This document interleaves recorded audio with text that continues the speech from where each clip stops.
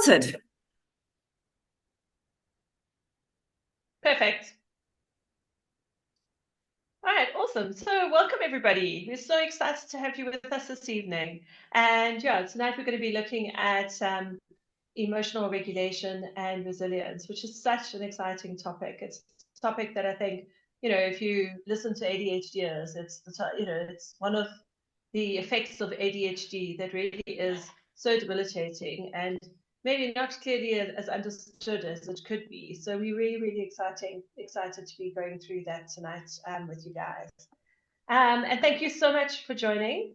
I'm Tash Hutchison, a agile coach, a life coach, and I work with Tracy, who is a specialist ADHD coach. And we are very excited to be here this evening with you and sharing Tracy's tools and tips and knowledge with regards to ADHD. I'm noticing that I'm changing the screen, but the screen isn't changing on the presentation. Oh, there we go. Okay. So now you see who we are, the hosts. So we are here to help you unlock your strengths and thrive on your own too. We always like to do a recap as to why we started Neurodiverse Life Skills. And, it just often the support just isn't out there. ADHD and neurodiversity are very misunderstood, and it results in a lot of people feeling alone or unsupported or misunderstood.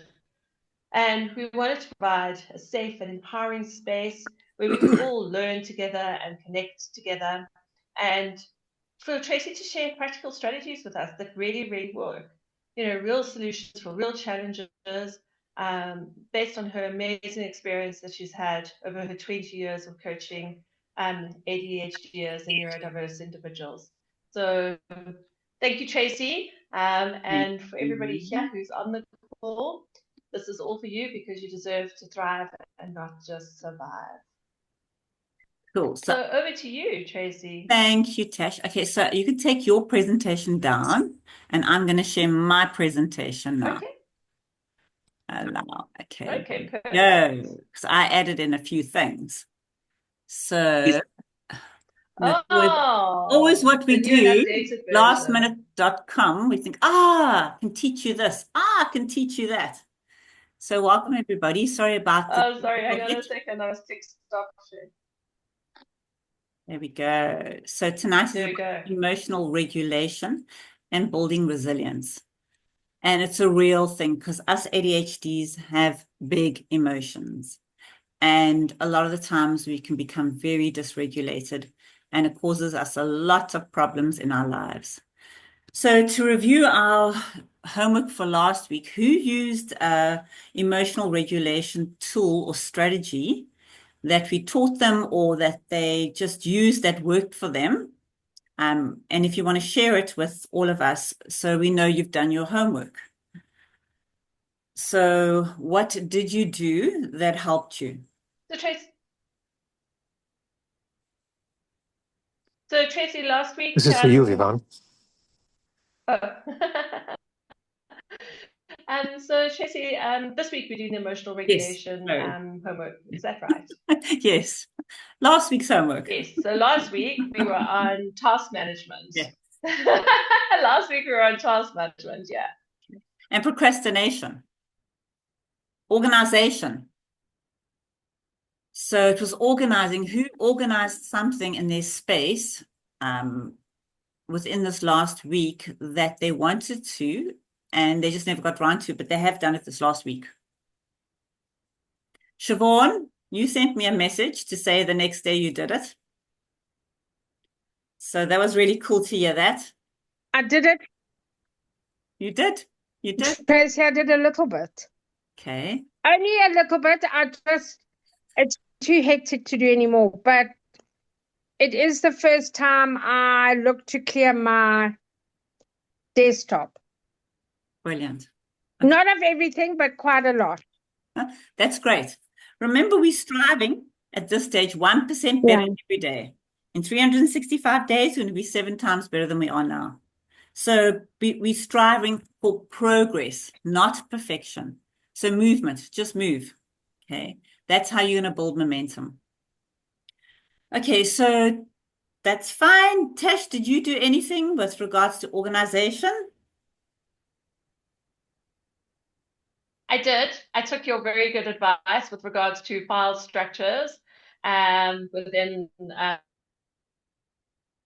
rather than a total ADHD. I'll be saving a document and I can't think where to put it, or I can't bother to search for the right place. So I actually re-looked at my filing structure that I have on email and made sure that it made logical sense. And I moved some emails, and I'll be following that more closely in the future, and also with regards to my files that I have on my computer, because it's very easy to get overwhelmed. When you've already got one or two things on there, it doesn't really matter, right? But once it really starts to accumulate, it can just be like a sea of overwhelm. Absolutely. Okay, so let's get cracking for tonight's session. So it's on emotional regulation, which affects our impulsivity, frustration, and overstimulation. So remember, it's a Ferrari brain, bicycle brakes. So the impulsivity is a real thing. Okay, low frustration tolerance is a real thing. And because of the sensory processing disorders, we can be overstimulated if you have a sensory processing disorder. It's like for me going into a shopping center. My whole life, I hated shopping centers and I couldn't understand why. And then I realized, okay, it was obviously the overstimulation, and I had a name for it. And I didn't feel so bad because my kids would want to go shopping and I couldn't cope. So just remember, it's never an excuse. It's just an understanding. So it's an overstimulation I get with all my senses being heightened that makes me feel overwhelmed. So it's good to understand. Okay, so how it's about is impulsivity in emotional responses. Yeah, and this is a real thing. I've got a client at the moment she's got twins and she's lovely and she's very ADHD. And she was telling me last week about her twin girls are about 6. Yeah, they're 6 now. But they never go to birthday parties or anything. So I said, why? She says, well, you can't believe what I did. I was so eager when I had the moms all got together and had a meeting. And one of the moms was talking about one of the employees who's an alcoholic. And she says, I just blurted it out. She says, I'm an alcoholic too. And as she said that, okay, she saw the faces on everybody. And since then, the kids have been ostracized. She's ostracized. Okay. But she never thought of it only as it came out that she just wanted to fit in and feel okay. So that impulsivity in her emotional response really has created a lot of trauma for her, actually. So that's a very real thing, and it can be a big thing as well. It's not a small little thing. It can be a big thing. Okay, then there's a low frustration tolerance and anger sensitivity.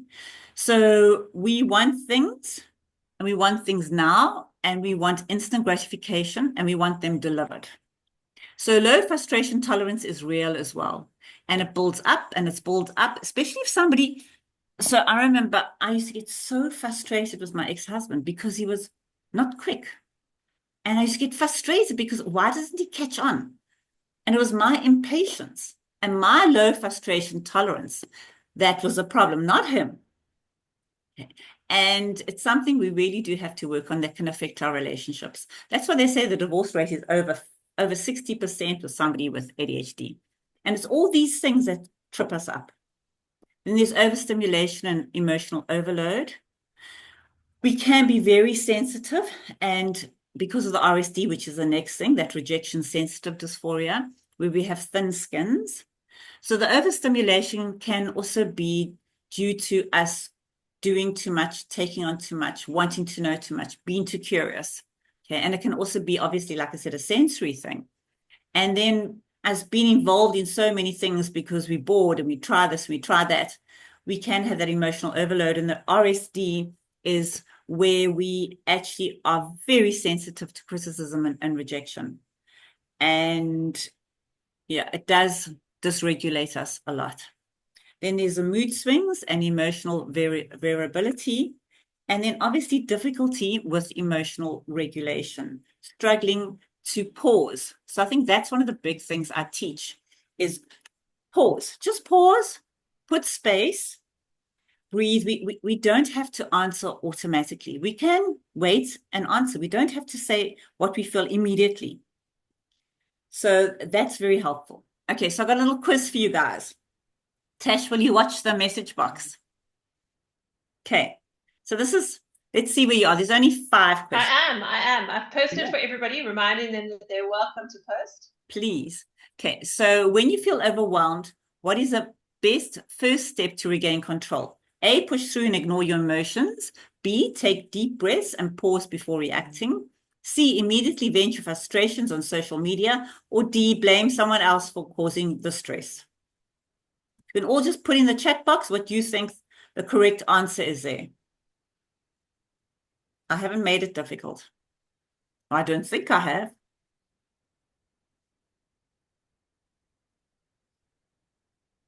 So far, we've got a couple of B's coming through. Cool. Looks like we've got the A team here tonight, Tracy. Yeah, I think so. I think we have. Okay, B is correct. Okay, take deep breaths and pause before reacting. Okay, so we just giving ourselves space to actually think about it and then respond instead of react. Okay, so which of the following strategies is most effective for handling impulsive emotional outbursts? A, count to 10 before responding. B, bottling up emotions and pretending they don't exist. C, reacting immediately to get emotions out. D, avoiding situations that require emotional control. A, B, C, D, guys. We've got an A, another A coming through, another A, again, Cool. an A. Cool. Yep, it's an A. Count to 10 before responding, because counting brings you, because I mean, without our breath, we can die. We can all block our noses now, and we can all say, who's going to die first? We need air, okay? We need to be able to breathe, and breathing brings us back into the here and now. So, and there's various breathing techniques you can use, but it's very helping. Just pause, and the counting, you can go 10, 9, 8, 7, 6, or you can go 1, 2, 3, 4, 5, gives you the pause. Okay, what is the role of self-talk in emotional regulation? It helps calm and guide your emotions. It makes you overthink everything. It only works for people without ADHD. It has no real impact on emotions.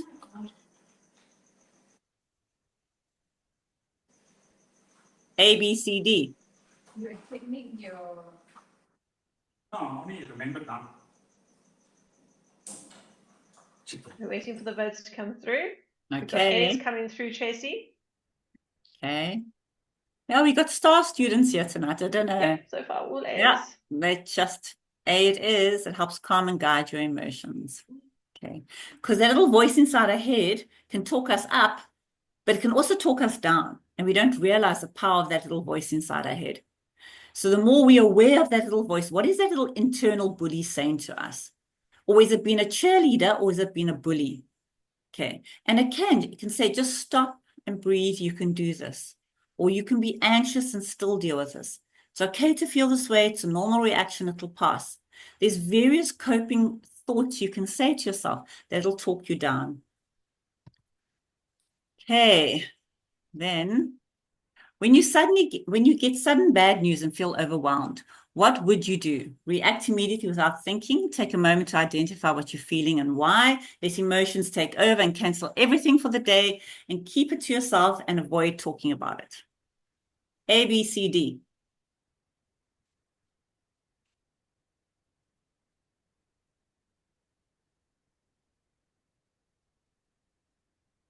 Waiting for people to vote, Tracy. There we go. We've got some B's coming through. Okay. Now, these are just emotionally regulated people, I think. Well done, guys. B it is. Okay. I don't know that anybody needs to be on this coaching session. I know. Okay, good. Then the next one, what technique can help ADHD to shift from frustration to problem solving? A, reframing the situation in a positive or neutral way. B, letting frustration build until you explode. C, avoiding thinking about the problem. And D, distracting yourself with social media. And let's see what the winners say. What they say. Lots of A's coming through. A. A. It's A all the way. A1 students. Well done, guys. It's exactly that. Reframe the situation. A1 student. Flip the script. And how you flip the script, an example is that you are tired, it's a Friday afternoon, and you're on your way home, and there's a car accident. And now the traffic is backed right up. Now you're frustrated, and you're tired, and you just want to get home. So you flip it. Okay, so who can give me a flip the script? What could you say to yourself that could actually turn that situation around, that can actually make you emotionally regulate yourself? Anybody? Okay, for the sake of time, you can say, at least I'm not in that accident. At least I'm going home safely. And really think about it. Because we don't do that. And what it does is it just gives us space, and it gives us gratitude, and we can regulate. Okay. So self-regulation, okay, here's some techniques. So metacognition is our awareness and understanding of our emotion, of our thought process. Okay. So we don't often think about our thought process because we have low consciousness. Already there's low consciousness in human beings. I mean, 95% of human beings are automatic pilot. But with ADHD and neurodivergent individuals, it's even lower. So it's very important we become aware. So you become aware of your words and the impact it has on others, which we don't think about. Not at all. I mean, this client of mine today, or today, I saw today, but I also saw last week, and the impact of her impulsivity, hyperverbalization, okay, the problems it caused, the consequences for her children, never been invited to birthday parties, okay, and being excluded, and the way she's been treated is she wasn't aware. Because unless we see the consequences in the here and now, we actually don't see them. So we need to build awareness of what our words and actions, how they impact others. And that is helping you choose, monitor, and evaluate your behavior. You need to reflect. Self-reflection is very important, especially when there's been something. Okay, because if you've been dysregulated and something's happened, okay, and you've upset somebody or whatever it is, you need to spend some time and reflect, own it, take responsibility for it, and say, okay, so how could I have regulated myself before I just blurted out? So observe your strengths in connection and develop relevant strategies. So it's that pause, take a step back, breathe. Okay, you don't have to answer automatically. The pausing is a really, really helpful and a very practical thing to do, because you can take a pause, take a step back in your head, or physically take a step back and say, I'm putting space between the person and I. This is giving me time to breathe. Let me regulate and self-soothe. However, whatever works for me, whether it's counting to 10, whether it's holding something, whether it's going to the bathroom and drinking some water or whatever. Calm down, and then you can take it from there. So understand your personal need for recovery after an episode and preferred action. Ask, what am I doing? What helped me before that I could apply to the situation? What is the impact of my words and behaviors on others? And what are their faces and bodies showing me? Because you can see. Remember, with communication, 7% is words, 38% is your tone of voice, and 55% is your body language. So you can read body language. Their faces and bodies will show you something. And you need to reflect on it. And we don't, because it's uncomfortable. We don't want to think about it. I can't believe I did that. I can't believe I said that. But you're going to do it again if you don't spend time stopping and actually reflecting and correcting your behavior. Okay, there's also obviously the mindfulness. So mindfulness, So Tracy, you've got a very interesting question online. yes. So Tracy, we've got a great question in the chat. So how to self-regulate as a teacher, being frustrated and needing to tend to learners right away? Okay, so how I would, if I'm in a situation, this mindfulness, okay, can I explain to you what the mindfulness is? Because this really, really is helpful. Okay, so I would use a mindfulness technique. So remember, your thoughts create your feelings and your feelings create your behavior. So what you're thinking is creating the way you feel. So you can change your state of mind at any time by just changing your focus of attention. Okay, so there's a 5, 4, 3, 2, 1. Okay, what a quick one is for a teacher, okay, to diffuse it and regulate is say, okay, so how many green things can I see in the room? Or how many square things can I see in the room? Or how many round things can I see in the room? Okay, or you can even just hold something in your hand, like a Rubik's Cube or a little pebble, and just focus on what it feels like. You know, what you can touch, how hard is it, how cold. So you need to distract your mind, and mindfulness is the quickest thing to do it, to ground yourself, to come back to the now. So the 5, 4, 3, 2, 1 is a sensing. So it's 5 things you can see, 4 things you can feel and touch, 3 things you can hear, 2 things you can smell, and then take 1 big breath. Or to regulate, you can use it's color breathing with the mindfulness. So if you're angry, for example, you would breathe in the color white or blue, whatever's peaceful for you, in your nose. Okay. You breathe in through your nose, and then you breathe out orange for anxiety, red for anger, and black for depression. Remember, emotion is just energy in motion. It's energy. What are you doing with the energy? So if you want to She came with her self-regulate, baba. She learn came here with her baba. learn to manage the energy.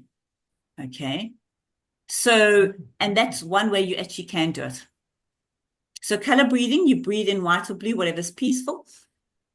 And that's what I probably would do in a classroom. And then you can breathe out just slowly. 4 in, hold 4, breathe out 4. And then you can breathe out red for anger, orange anxiety, or black for depression. But it brings you back into the moment. You can also build a calm down box or an emergency kit box. Okay. That can help you gain composure immediately. So what I say with a lot of my kids is that I said to moms, I can calm myself down poster where it's a A3 poster and it's got 16 little blocks. Okay. And in the blocks is color in, look at a book, go outside and look at the clouds, sing a song. And it's all these little things. So when the child is overstimulated or dysregulated, there's a thing I like to say, it's a thinking chair or a pause chair. So they go to the little pause chair or the thinking chair and they sit there and the poster's right there. And the poster gives them all these ideas visually, what they can do to actually self-soothe. Because they've got to learn to self-soothe when they're dysregulated. And that is just a very practical, good way that can help them. Or there's that emergency box, like you can get a little wooden box, and you put all different things in that can help the child or the adult regulate and self-soothe. Okay. We also need to learn to replace bad habits. Okay. Habits that don't work for us. So habits are patterns of behavior that are repeated until they are involuntary. They're automatically imprinted in our subconscious mind. Okay. And they develop early on to lower our stress or to meet an emotional need that we have.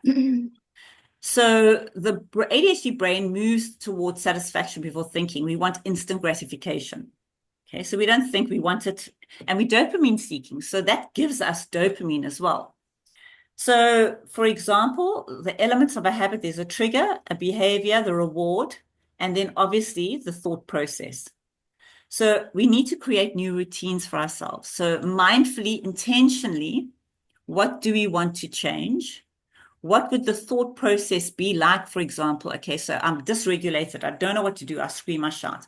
Okay, so let's take a little thinking chair or a little puff, and let's do I can calm myself down poster that's right next to the puff. Okay.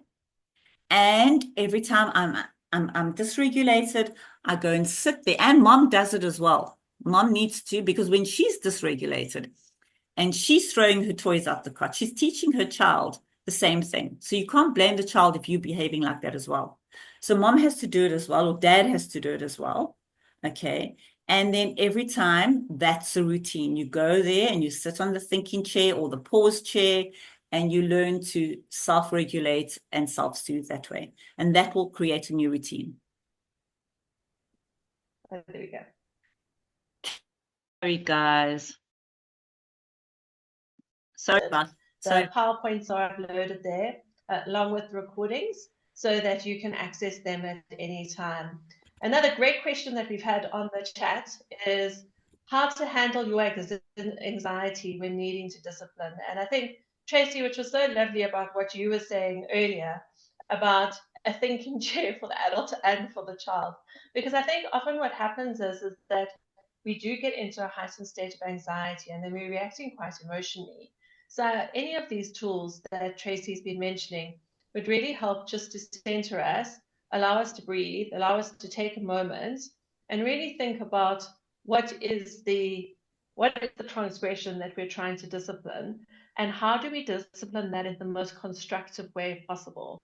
How do we discipline it so that the child has the learning without any emotional damage or trauma, but they have the learning from that and they can use that in the future and they can add what they've learned from what you've taught them to their toolbox that they can use in the future. And it's also a great learning opportunity for ourselves, because when we take a moment to step back and to breathe, it means that we are able to deal with situations. Absolutely. Agree. Okay. Tash, can you hear me? Sam, can you hear me? You can hear me. Okay. So Tash is just frozen now. Okay. So you can hear me. Sam? Okay. Tash? Okay. So yes, Tracy, yes. we can hear you. Okay, good. All right. Okay. So, okay, Tash, you froze a bit there. I don't know. It's all over. It's giving us ADHD. It's jumping from one computer to the next to the different place. So, I've just added in a slide because obviously we want to build emotional resilience, because this really helps us bounce back very quickly when we face stressful situations or crises. And this is just 10 things that the emotionally resilient people do. Okay. So I'm not going to spend too much time on it because you can go through it. Okay. But the whole idea is to build emotional resilience, we need to sit with discomfort. And remember, nothing grows in your comfort zone. So if you're uncomfortable, that's a good thing. That means you are going to grow, but it's not comfortable. But these are some of the points you can go through. But because I want to get to the next slide, which is the virtual mindful scavenger hunt. Okay, so we all got to play this. Okay, I like to include the practical. So you need to find an object in your environment that is connected to emotional regulation, like a stress ball, a favorite book, or a calming picture. Okay, you got 2 minutes and you got to come back to the computer, and then you need to bring the item with, and you ought to describe how this helps you manage your difficult emotions. Okay, Tash, time, 2 minutes, not even 2 minutes. We got 2 minutes. We do. Okay. All right. 1, 2. 2 minutes. I've got the counter going. I've got 2 minutes going. So let's do this. Cool. I'm going to have to run downstairs to get my items. So I'm going to be getting my steps in at the same time. I know what I want.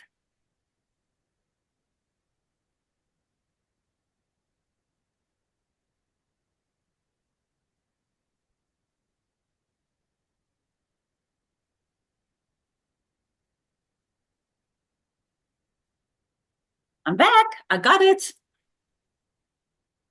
So when you've got it, just put your hand up so we know how many people have got it.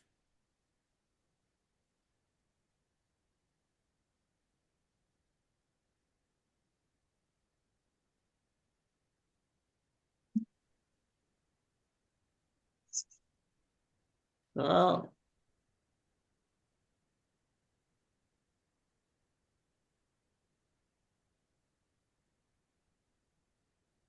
all right. Ah. Mhm.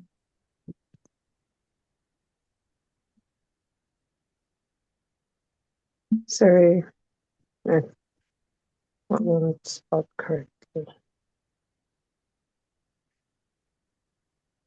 Where'd you find the hand? Chloe's got her hand up. Hi, Chloe. Chloe. Chloe, that was quick. Well done. Okay, I've got my hand up, but because Chloe, is your hand up saying that you're ready? You've got it. You've got your item. me too. Me too. My hand's Cool, up. guys. 30 seconds left.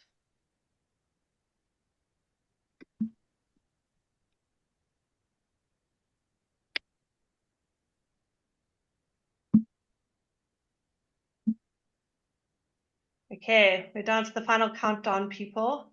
10 seconds. 10, 9, 8, 7. And it's time. Cool.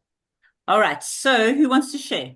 Chloe, will you share with us what you got? Show us what you got and tell us how it helps you self-regulate.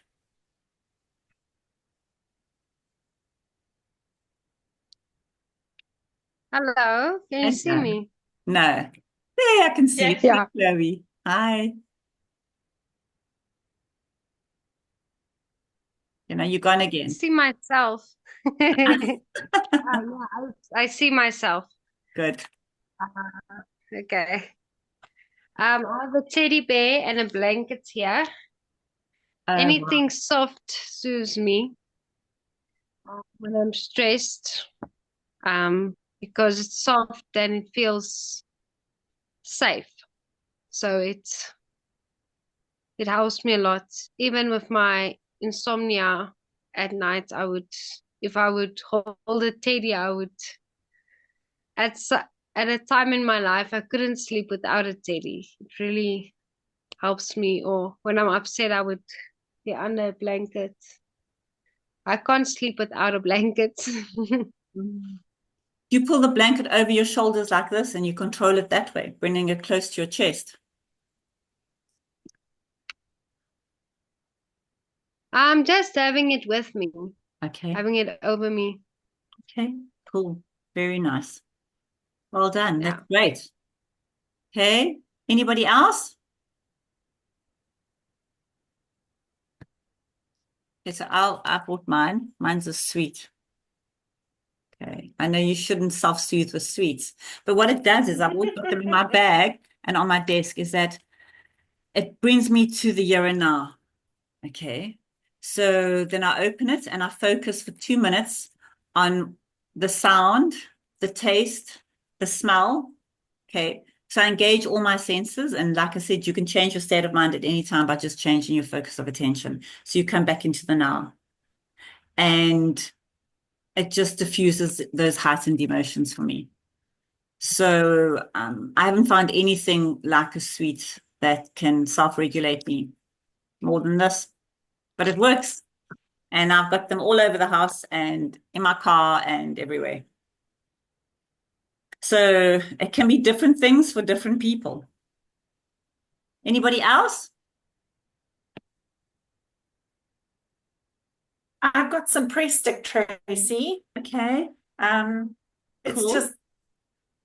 just really pliable and it's great to squish. And you can make little cubes with it, or I don't know, but it appeals. That's lovely. Yeah, that's nice and sensory. Very nice. Anybody else?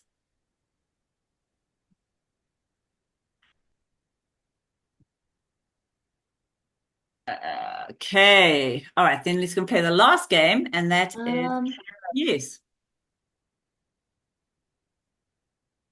Who was that? So, So yeah, Tracy, I have this mine flow. is, So at night, oh, if I can't sleep, I just look, okay, where's this country? I look, find it. Then I look for the other one, find that one. Then when I'm done, I just put this thing away and then I manage to sleep.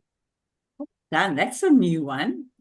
Do you imagine going to those beautiful. places? That's beautiful, yeah. Or do you just spin it and the spinning helps you? Also that. Okay. That's very cool. Very nice. Well done. Okay. Thank you. Well done. Thank you for sharing. Hmm. Okay, Tash, your hands up.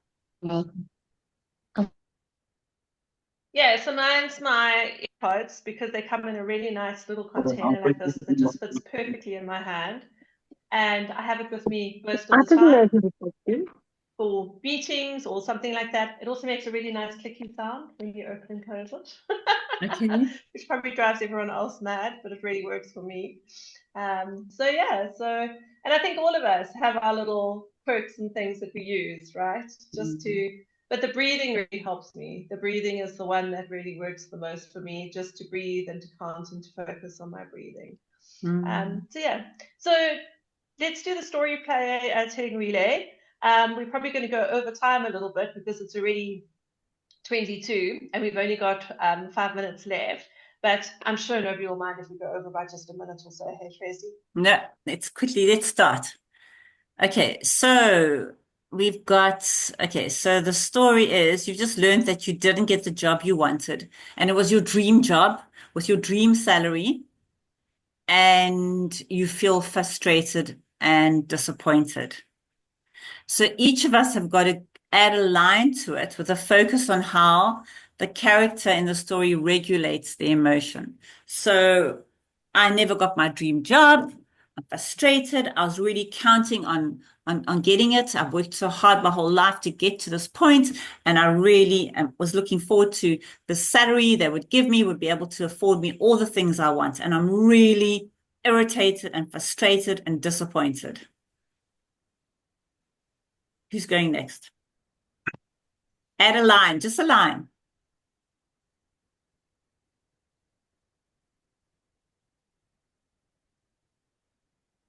Remember, there's no wrong or right. Just add a line. Sam, you're the storyteller. Tell us. I feel like I failed and I feel rejected. No, so on the chat, we've got a line. I feel like I failed and I feel rejected. Okay, then how would you regulate? So the focus is on how the character in the story regulates their emotions.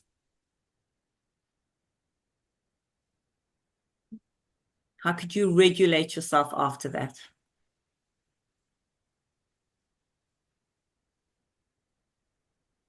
So Sam says she made a soothing cup of tea and sat in the garden. Cool.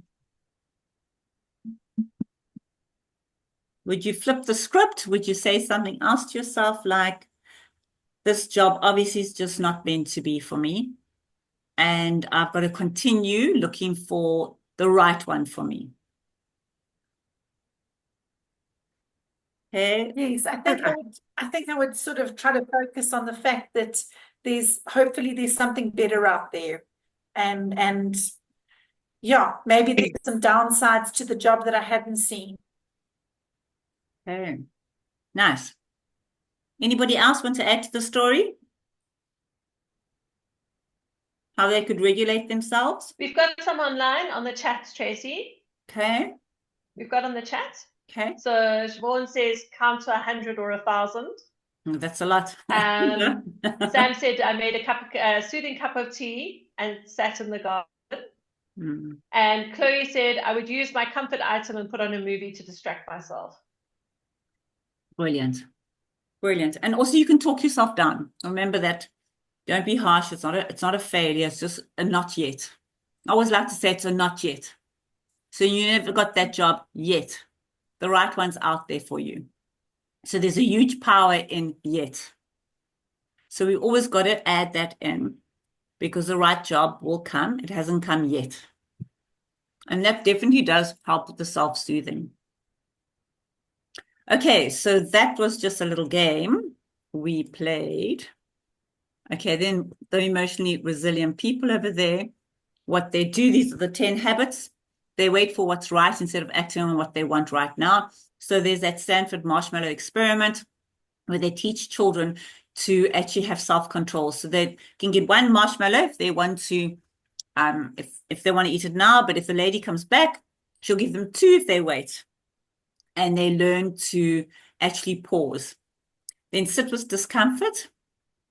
Get perspective. Remember, we see things as we are. We don't see things as they are. So perspective is everything. And we don't always see perspective. So it's just stand back and see if there's a bigger picture. Practice acceptance. Acceptance doesn't require approval. A lot of people think if I have to accept it, it means I'm approving it. No, it doesn't. It means practice acceptance means I need to accept it. Doesn't mean I approve of it. And the first step in the process to change is acceptance. So if you want to get out of that, you need to accept and move on. Remember the power of time. Let go of having all the right answers now. Self-care is very important. And it's something we can't be optimal if we don't take care of ourselves. Laughter, laugh it off. We also take ourselves sometimes too seriously. And having a good laugh at ourselves is very cathartic. So choose to be happy above being right. Okay. So if you have a need to be right, and I say to you, if you have to give up your need to be right, what are you giving up? And the answer is your ego. So ego doesn't serve us. And then instead of focusing on what's wrong, the resilient focus on what's right. Find out what's right. Okay. And then you'll be able to move forward from it. And that's it for now, Tash. So remember, emotional Wonderful. Okay, guys. Okay. So practice emotional regulation, practice self-soothing, find one thing that helps you and then practice it. It's not finding lots of things. Take one thing, practice it, and you can see how it helps you to build momentum to do more things. And then journal, you can tell us next week how it went. I think we've run out of time, but you can always email us questions and we can always get back to you. We have run out of time. Okay. There's just one more really from Siobhan, who was saying that it's not so easy to practice when your son causes the irritation.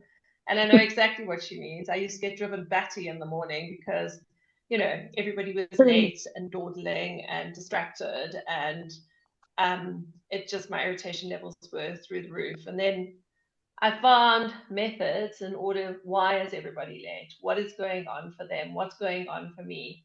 And I put systems in place in order to make sure that we solve for a lot of those things. So put the clothes out the night before, then everyone knows exactly what they're wearing. So if they don't have socks, they can look for them the night before, as opposed to when I'm trying to run out the door with them to get to school. And that type of thing, just because that's a real trigger for me. So it really is understanding what's going on for me, and me also taking a moment to kind of really understand, if we are 2 minutes late, is it really the end of the world? Do I need to react so emotionally to that, or can I just be calm and facilitate the process to get everybody out the door in a calmer manner so that everybody has a good day? Because otherwise I'm irritated and upset, and I'm making everybody else irritated and upset as well. So that's my tip for the day, guys. Thanks, Tash.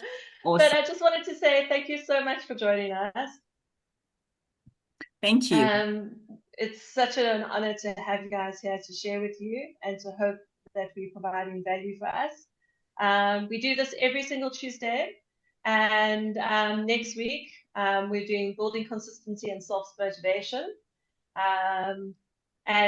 So we hope to see you next week, Tuesday. I will send out reminders. I will also be sending out to everybody the link to the website of where all the recordings are, so that you guys can access that. And a reminder about our parenting in-person course that we'll be hosting on Saturday, the 15th of March. So if anybody would like to know about the sign-up details for that, or the cost of that, or where that's going to be held, please get in touch with us and we'll happily share the information with you.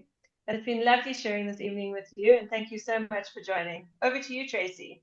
Thank you, everybody. It's been wonderful, and we'll see you next week. And keep yourself regulated. Keep yourself oiled. All the best. Have a good week. See you next week. Bye, everyone. Thank you. Thanks, Tracy. Bye-bye, Thank everyone. you. You. Thank Thank you. you. Bye. Bye.